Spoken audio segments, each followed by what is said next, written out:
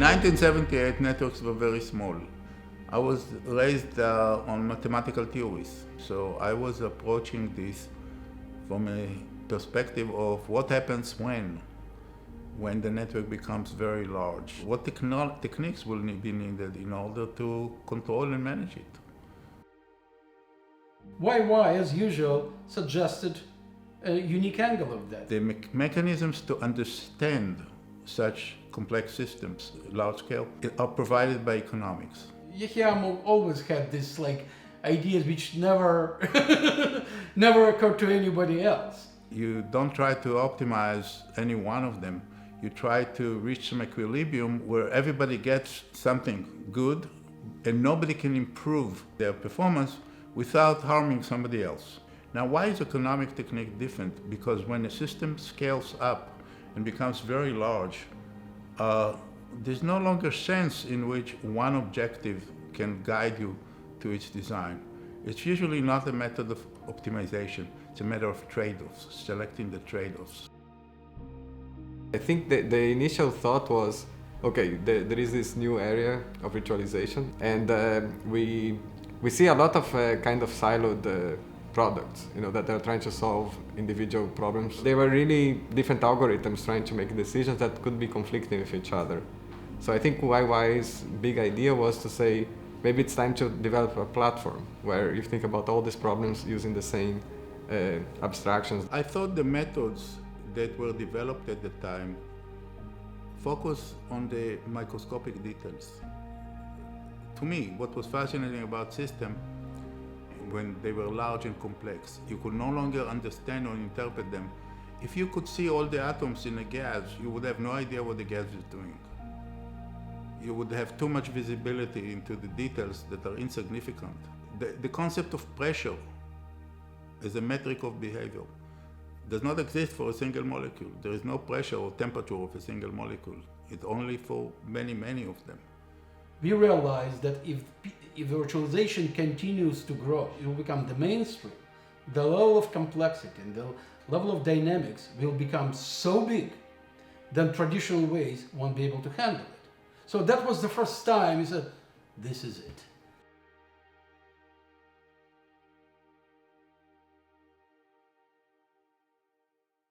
The real reason that I started VM Turbo is to prove to the world that I'm right. There is no other reason.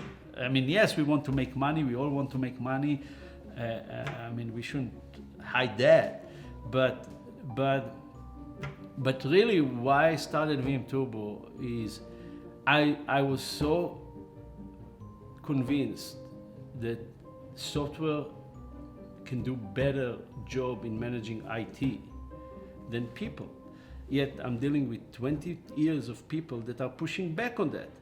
And when you believe that software can do things better than the people, and the people that you are trying to sell them don't believe that can be done, then it creates a motivation inside to prove that you are right. We actually started talking to each other in end of 2006.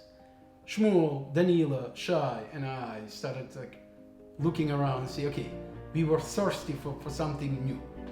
What I took from YY was one sentence, which is applying economic principles to manage IT resources. Well, I always thought it's a very good framework to formulate resource management and performance problems, better than traditional techniques. The market solves a very, very complex equation that there is no other way to solve. I can use that to prove that I'm right. And that's why I really started VM Turbo. We had Shai in Israel. We had Shmuel and I here nearby, Yuri in California, and YY at the time was in New Jersey. When I learned and I came across virtualization and I understand kind of the fundamentals of virtualization, I came with the idea of how this economic engine can actually work. Because this is not exactly, to be fair to us, it's not exactly what YY had in mind. It's a little bit different. But when Danilo and I sat here and we figured out how this is going to work. What attracted me to that was the pure elegancy of that. That's it. Some way to kind of simplify to this elegant system and engine that just, you know, someone buy, someone sell, and yes, and it's magically happens. I knew that it's worth pursuing and it's worth pushing and go to the effort of doing it. It was early summer, it was May of 2008, right? I think the first draft of the paper we had in June of 2008. Shmuel and I were obviously working together every day here in this house. Shai was mainly working what we call the mediation. Shmuel and I were working on the market algorithm itself. Yuri was doing the user interface. I set up the first VM Turbo lab in my garage. It's in the house we're like sitting right now. Right? We used this lab in my garage for slightly over a year. My neighbors asked me, Yuri, what's this noise going out of your garage? Well, I have a startup, and that's how we do development. We have a real startup in the garage, and they were proud of it. They started telling neighbors around me, we actually have a real startup in Yuri's garage. It was a little noisy. This is where we started really implementing everything from discovering, getting the data, and issuing controls. We're actually moving VMs around in our farm. The performance in such slow environment was horrible, and we managed actually to prove the point that the VMs consuming this not enough supply and do something to accommodate this lack of supply.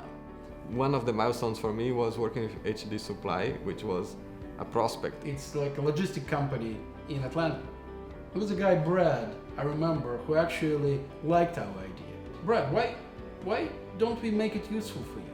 Yeah, he was very open to that.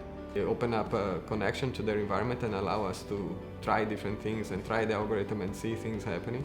We were effectively watching how the load could converge to the fewer number of servers. And we started to see, actually we shaped a lot of the algorithm working with them. We looked at that and said, that's indeed really useful. We actually made the first sale to HD Supply. They were our first customers. Danilo and I sat here and figured out how this will work. And I remember the first time that it was so obvious that it is going to work. It's so clean and it's so pure.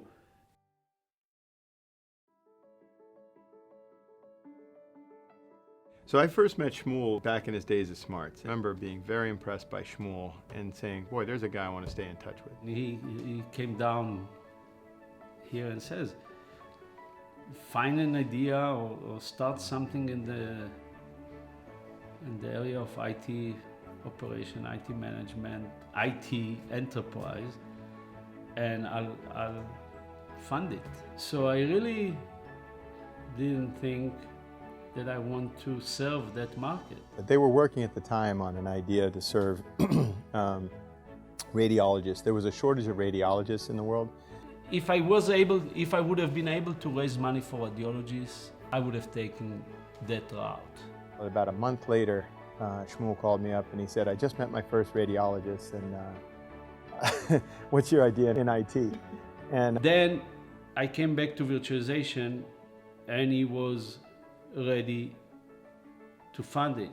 And the day I went to Ben was the day after Labor Day, after the Lehman collapse. If you think about February of '09, when we actually funded the company, we were losing about a bank a week. But with that said, it was probably one of the greatest times to fund a company, as long as you had the right entrepreneurial team. Some of the greatest companies come out of the most challenging macroeconomic environments. VM Turbo was very fortunate and birthed at that time, February of 2009. The starting point for VM Turbo is not to identifying what the failures are, but identifying what are the actions that needs to take place in order to keep the environment healthy. And those are two different starting points. And because of that different starting points, I believe VM Turbo will succeed in doing something that smarts failed to accomplish. The fundamental question is, okay, I have a demand for something and I have supply that needs to satisfy that demand. That equation of this n-dimension trade-offs that needs to take place in order to satisfy that demand, whether it's on-prem, off-prem, whether it's container of this type or container of that type, whether it's this CPU and memory or this or yeah, the name changed, the artifact changed, but the fundamental questions doesn't change. So there will always be a need for that, and we have a platform to provide the answer. So how far it can go, it's up to us. You know, it's up to how much do we want, you know.